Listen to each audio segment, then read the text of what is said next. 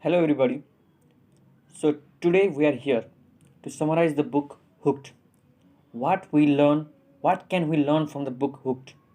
How to build a habit forming product.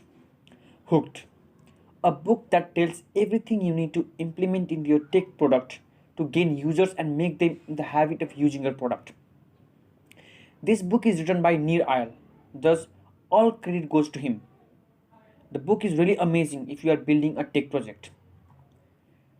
A must read book for everyone who cares about driving customer engagement. As Eir Nyal said, how to build a habit forming products. So, the book is basically explained by four hook models. The hook canvas: 1. Trigger, 2nd. Action, 3rd. Variable reward, and 4th. Investment. So, what really are those four components? What really are those four factors? We are going to discuss it right away. So, firstly, let's talk about triggers. Triggers are those things that tells users what to do next. Those factors that influence your users to come to your product to take action. There are two types of triggers. One, external triggers, and second, internal triggers. External triggers are those external factors that motivates users to come to your product.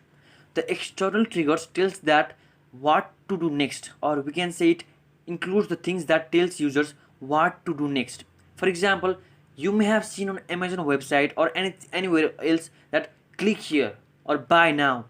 In the game like play now, discounted offer, limited offer. These are the things are called external triggers because it tells you externally to what to do next.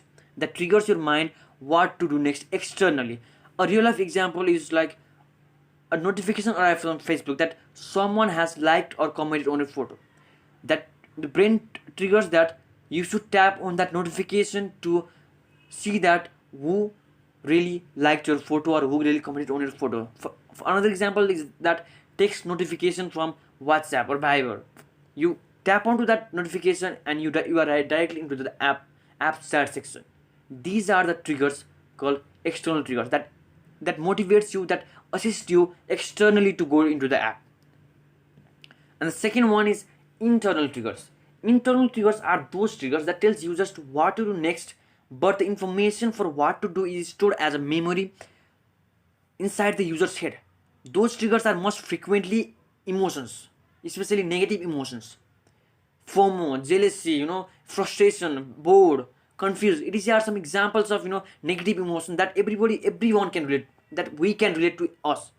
For example, assume yourself that, or ask yourself, what really triggers you to move on to the Facebook, Instagram, or Twitter, or any other social media application.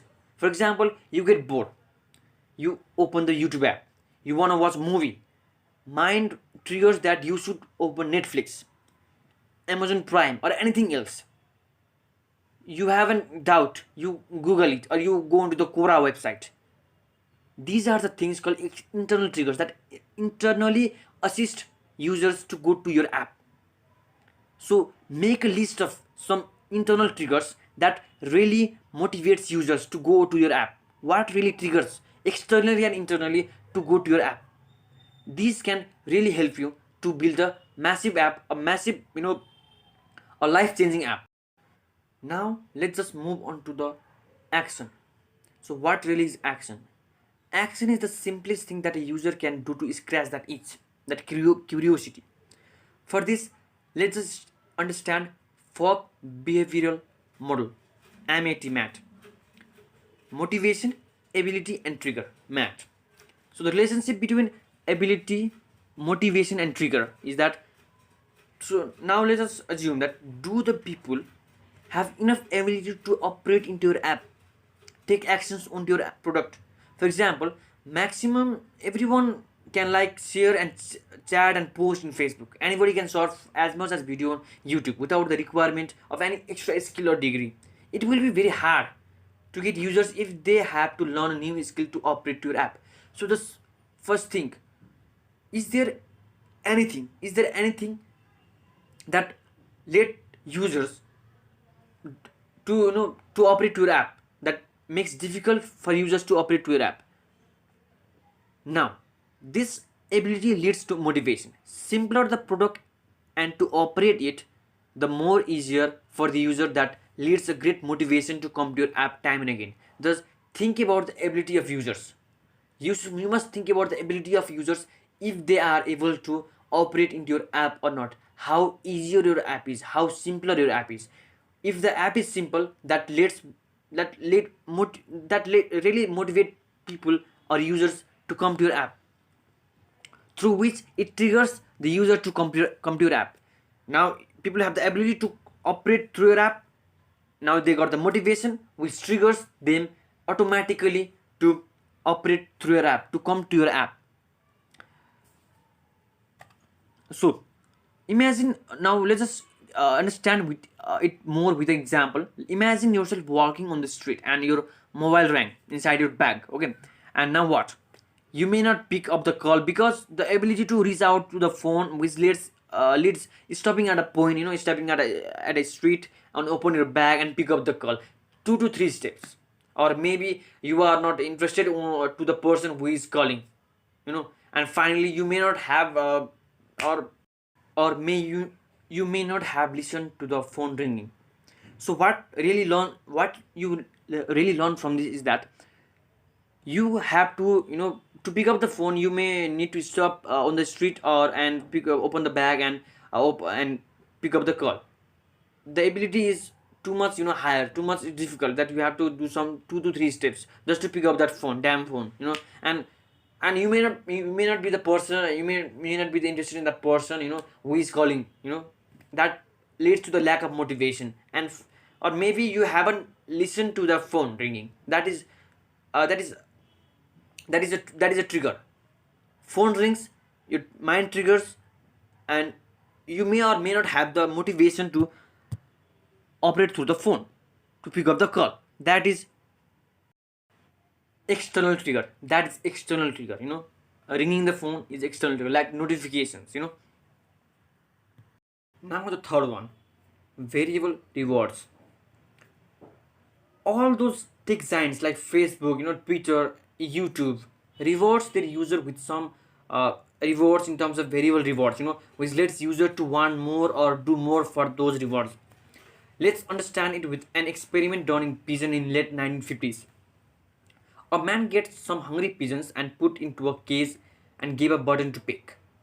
Every time it picks the button, it he gets reward as a food. So that hungry pigeon, or that hunger for the pigeon, is a trigger. Picking is an action and food is the reward. We are relating to every steps, every factor. So after some time, he rescheduled the scenario. He changed the system. As the pigeon picked the button, it sometimes get the food, sometimes may not get the food. Reward is random now, which led pigeon pick the button 16 times a minute and increase it by the time, or time to time it is increasing more than 16 times. So let's just assume at Facebook once, you may get 100 likes at a post one time. Sometimes you may get 400 likes, sometimes likes in the reward, and that random likes triggers you to check likes and comments many times, more than 20 times a day. For example, you post a picture on a Facebook, and it really triggers you to grab that variable reward as a like and as a comment.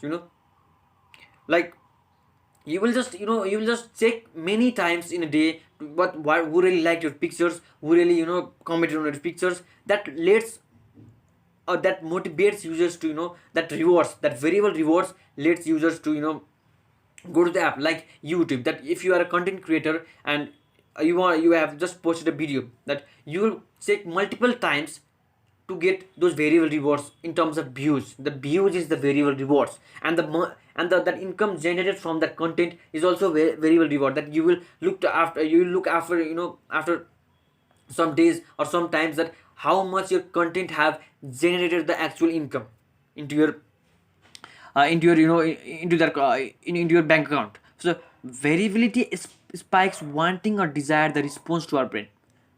Also, now let's talk about three types of variable reward. Rewards for the tribe. These are the things that feels good or come from other people. Cooperation, for example, cooperation, romance, empathy, unity. For example, a good position of yourself at a Facebook or WhatsApp group, a chat group. You may feel proud if you get as an admin post in a Facebook group or a WhatsApp group. Second thing is the rewards for the hunt. Things like money, entertainment, information, things you really want to achieve. For example, information in news app that never stops coming. These are the ultimately you go for the news. You go for the information that never really ends in a news app. Third is rewards to self for self. Mastery, completion, satisfaction, personal integrity. For example, you get enough views and likes on your content at YouTube. Satisfactory sales, satisfactory likes and comments at Facebook.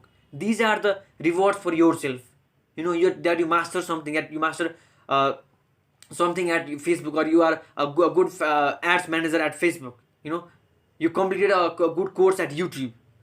That really satisfies you to grab that variable rewards, that reward. These are the things comes into the variable rewards of any tech product, of any Android application or iOS application. These are the things that you must include, that you should give the users, that you should with the example of that pigeon experiment, you should give your users some variable rewards that they can relate to themselves, that they want it more than anything else, that more they want they want more in through your app. Information, or a good a good social status, or or you can get entertainment like comedy videos or any videos, content, just content or informations that never stops coming through your app, that users really want from your app. Those variable rewards, you must find those variable rewards and implement into your app to get more users, to gain more users into your app. Now moving on to the last and the final step, investment phase. Users put something into the product in anticipation of future benefit. Think once, when you invest something, or or some of your time or some of your money or something into in any product or any other thing, you want the value return. Do you want the value return in double or triple? You want the value to be returned. So how do you act when you invest in something? What triggers into your mind? You so check onto those things time and again. You feel and observe it so carefully that if it is generating a revenue, or if it's generating the required value or not. These are the things. So let your users invest into your app so that they can attach to your app, that they come continuously, that continuously to check the results or the values if they are generating or not. Like, for example, IKEA, a great furniture company, let their user to make a set of furniture, the design of furniture or set of furniture by themselves, which customer automatically will make customer admire the product. If you do something, you really like it and you really admire it. These are the things. Likewise, in your product, let your user invest their time, education into your app. That let users to come to your app most often to check the results or response time and again into your app.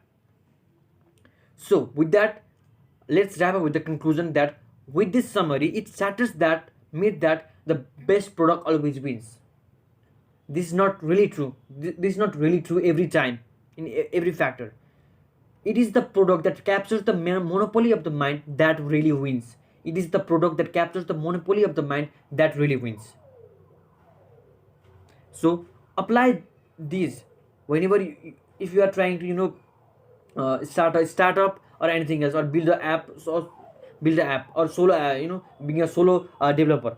You must implement these things I just told you to to gain more users and build a habit forming app or a habit forming product. Thank you.